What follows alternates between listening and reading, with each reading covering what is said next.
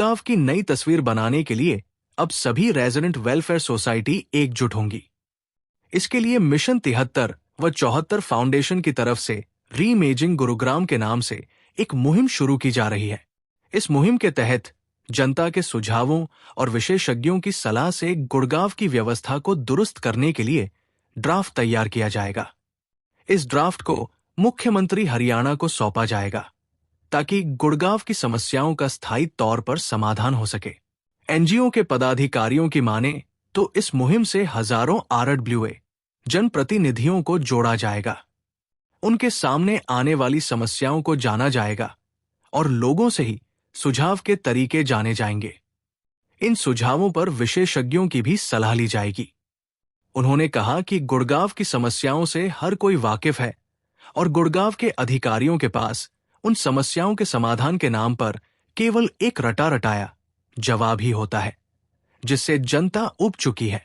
गुड़गांव को सच में cyber city, millennium city बनाने के लिए समस्याओं को जड़ से खत्म करना होगा।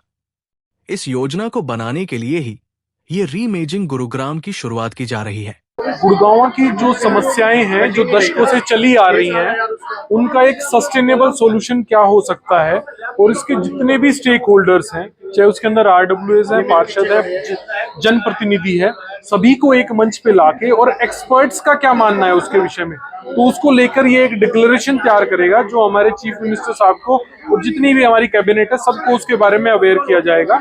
और जन भागीदारी को बढ़ा के जनता के बीच में जो एक विश्वास पैदा करके सामूहिक रूप से चीजों को समाधान करने की कोशिश है। ये देखिए, इस एनजीओ में हमने जैसे आपको बताया कि एक तो जन भागीदारी को लेके, दूसरा ये एनजीओ रिसर्च बेस्ड काम करेगा, एक्सपर्ट के साथ काम करेगा। जर्नली किसी इशू पे अपना एक ओपिनियन मान लेना कि मैं ही ठीक हूं, उस तरीके से काम ना करके जो वर्ल्ड वाइड जो प्रैक्टिसेस हैं, जो भारत में बेस्ट प्रैक्टिसेस हैं, वो हमारे शहर को कैसे बेहतर बना सकती है, उन सब विषय पे ये काम करेंगे। जैसे आपको एजेंडा शेयर किया है, शहर की अकाउंटिंग सिस्टम में कैसे ठीक किया जाए, मेयर और पार्षदों की जो एडमिनिस्ट्रेटिव और फाइनेंशियल पावर्स हैं उनको कैसे किया जाए, जो नगर निगम के मेन फंक्शंस हैं उनको एग्जीक्यूट करने के लिए जो जो कमियां हैं वो कैसे काम हो, जो आरडब्ल्यूएस, पार्षद और एमएलएस के बीच में जो असंतुलन है एक दूसरे के विषय में एंटर करने का, उन चीजों को किस तरीके से स्ट्रीमलाइन किया जाए। तो बहुत सारे 13 विषय हमने इसमें पहले उसमें चुने हैं। इसके बाद शहर भर में 150 से ज्यादा आरडब्ल्यूएस के साथ एक कंसल्टेशन मीटिंग हम कंडक्ट करेंगे। उसके बाद हम जो डिक्लेरेशन तैयार करेंगे। देखिए, सरकार जनता से चुनती है। जब इतने बड़े स्तर पर 150 से ज्यादा आरडब्ल्यूए ने इस रीइमेजिनिंग गुरुग्राम समिट के लिए रजिस्टर किया है, जब इतने बड़े स्तर पर जनता के अंदर ये जब चीज जाएगी कि ये कमियां इस तरीके से ठीक हो सकती हैं, तो जरूर सरकार में भी हमारे चुने हुए नुमाइंदे बैठे हैं। आज जो प्रेस कॉन्फ्रेंस हमने बुलाई थी, ये पूरे शहर को इनवाइट करने के लिए बुलाई थी रीइमेजिनिंग गुरुग्राम में, जो कि 2 नवंबर जोन हॉल सिविल लाइंस में है। इसमें विशेषकर जो है पार्षद आए, विशेषकर आरडब्ल्यूएज आए, क्योंकि वो शहर के कामों में ज्यादा इन्वॉल्व होते हैं।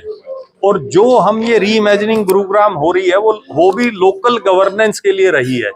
स्थानीय प्रशासन जिसमें आरडब्ल्यूए भी आती हैं, पार्षद भी आए, पूर्व पार्षद भी आए, मेयर भी आए, सबका स्वागत है। और इसमें बात होगी 13 विषय पर, जिसमें पूरे देश से हमने 13 एक्सपर्ट बुलाए हैं अर्बन के, जो अलग अलग विषय पे बात करेंगे। और आप खुद भी देखेंगे इसमें 3 घंटे में ना, तो आपको एक निचोड़ निकल के आ जाएगा कि यार वास्तव में इसी से शहर ठीक होगा। जो 20 सालों से अभी आप भी मीडिया में खबरें लगाते रहते हो, तो वो ठेगली लगाने का काम हो रहा है। मतलब ठेगली लगाने का मतलब कि एक्सटर्नल जो कैंसर है, कैंसर का इलाज नहीं हो रहा, इंटरनली नहीं हो रहा, कीमोथेरेपी नहीं हो रही, एक्सटर्नल वुंड पे पट्टी लगा दी, ये लगा दी, उस तरह के इलाज हो रहे हैं। कोई भी प्रॉब्लम पकड़ लो आप। तो हम जो शहर में जो, इसीलिए इसको रिफॉर्म की तरफ ले जाने की जरूरत है। और उसके लिए फिर हम जो इसका निचोड़ निकलेगा उसकी एक डिक्लेरेशन बनाएंगे, मतलब डॉक्यूमेंटेड, जो मुख्यमंत्री को देंगे, चीफ सेक्रेटरी को देंगे, सभी मंत्रियों को देंगे।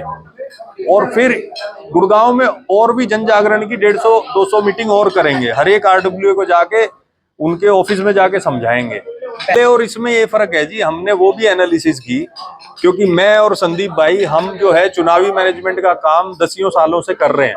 संदीप तो मेरे से भी ज्यादा समय से कर रहे हैं। जो पहले प्रयास हुए हैं उन प्रयासों में क्या होता था कि उनकी जो साउंड है, आवाज है, वो सिर्फ 1 या 2 हजार आदमियों तक ही पहुंचती थी। और हम इस आवाज को पहुंचाएंगे लाखों लोगों तक, पूरे शहर में लाखों लोगों तक। जब ये बार बार बात जाएगी, पब्लिक चैटर बनेगा, तभी प्रशासन को या राज्य सरकार को एक रिफॉर्म की दिशा में इसको लेके जाना पड़ेगा। अगर हम इस आवाज को अगर हम खाली 1-2 हजार व्यक्तियों तक ही पहुंचा पाए या 5,000 10,000 तक, तो वो ठंडी रहेगी। पर ये रिफॉर्म जब ही होता है जब हजारों आदमी, लाखों आदमी उस चर्चा करें, तभी होता है। जी सर, रिफॉर्म जो है बहुत कठिन काम होता है। किसी भी उसमें थोड़े बहुत काम करा लेना, जो रोजमर्रा की समस्या है, वो तो आसान काम होते हैं। कोई 1 दिन में करा लेगा, कोई 1 हफ्ते में करा लेगा, कोई 1 महीने में करा लेगा। रिफॉर्म जटिल प्रक्रिया है और इसके लिए पब्लिक ओपिनियन बिल्ड करना पड़ता है। तो हम अगर पब्लिक ओपिनियन बिल्ड करने में कामयाब रहे तो सरकार भी मानेगी, राज्य सरकार भी मानेगी, क्योंकि हम कोई इसको आंदोलन की तरफ नहीं ले जा रहे। हम इसको अभी लेके जा रहे हैं, पब्लिक ओपिनियन बिल्ड कर रहे हैं। पब्लिक ओपिनियन बिल्ड होगा और राज्य सरकार में भी बहुत से समझदार लोग बैठे हैं। अगर हम आपको समझाने में कामयाब रहे, जनता को समझाने में कामयाब रहे, तो राज्य सरकार के जो समझदार लोग हैं उनको समझ में आएंगे, तो मुख्यमंत्री को समझा लेंगे अपने आप। 4th अमेंडमेंट जो संविधान का हुआ है उसके मुताबिक अगर शहरों को हम ठीक से करें, उसका एडमिनिस्ट्रेशन करें, तो शायद हमारी गांव की जो समस्या है उसका सलूशन निकलेगा। और उसी परिप्रेक्ष्य में सेमिनार का हो रहा है। इसका उद्देश्य यह है कि म्यूनिसिपैलिटी को जो सब्जेक्ट दिए गए संविधान में दिए गए हैं, स्टेट असेंबली से जो सब्जेक्ट दिए गए हैं, water supply, drainage, sewage, town planning, अगर उन सब विषयों को म्यूनिसिपैलिटी को दे दिया जाए तो हो सकता है कि आम जनता को उससे ज़्यादा फायदा होगा। दूसरा, म्यूनिसिपैलिटी को अगर सब्जेक्ट देते हैं तो उनके लिए फंक्शंस भी देना है, तो फंक्शन मतलब उनको मैन पावर भी देना चाहिए और सफिशिएंट अमाउंट में रिसोर्सेज भी देने चाहिए। फंक्शन और फाइनेंशियल का अगर हम समन्वय कर लेंगे तो मुझे लगता है शहर का बेहतर विकास होगा। पदाधिकारियों ने बताया कि संविधान में संशोधन 73 व 74 तो किया गया, लेकिन इस पर पूर्ण रूप से कार्य नहीं हुआ है।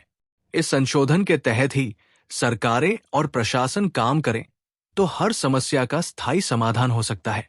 वर्तमान में कई जनप्रतिनिधियों को एक ओहदा तो दिया गया है, लेकिन उन्हें शक्तियां नहीं दी गई कि वो समस्याओं का समाधान कर सकें। इसके लिए ही इस मुहिम को शुरू किया गया है। फिलहाल गुड़गांव की हालत को सुधारने के लिए लोग एकजुट होने लगे हैं।